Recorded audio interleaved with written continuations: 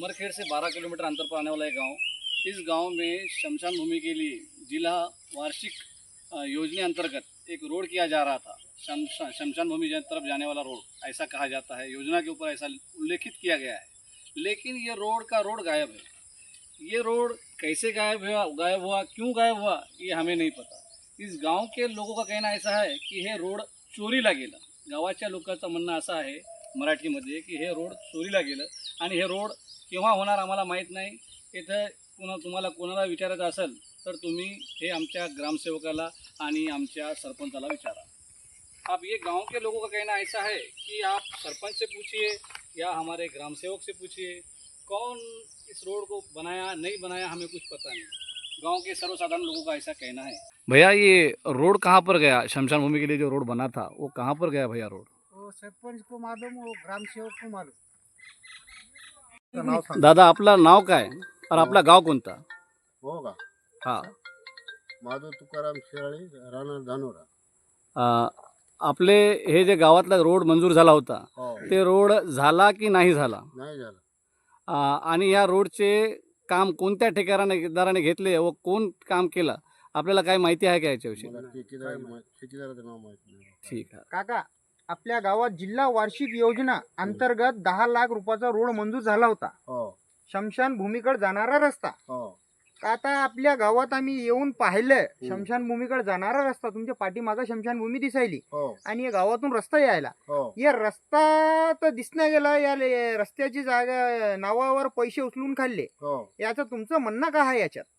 याची चौकशी हो. याची चौकशी व्हायला चौकशी पाहिजे. तुम्ही सरपंच आणि नाही, ग्रामसेवकला बोलले नाही का तुम्ही? हा? सरपंच आणि ग्रामसेवकला बोलले नाही का तुम्ही? आम्ही नाही, आम्ही आम्ही बोललो आलो होतो, नाही. मात्र आम्हाला म्हणले की बा गाववाल्याचे असं तसं, ठेकेदार दुसराच आहे, आम्हाला बाकीचं काही घेणे देणं नाही। ते किसन पवार यानं पाहून आमच्या ठेका त्याने दुसरीकडे राबवलेला आहे, तर त्याने ते आमचा तर बद्दल प्रस्तावासाठी यांनी कोणाचे आदेश किंवा मंजूर घेतली का?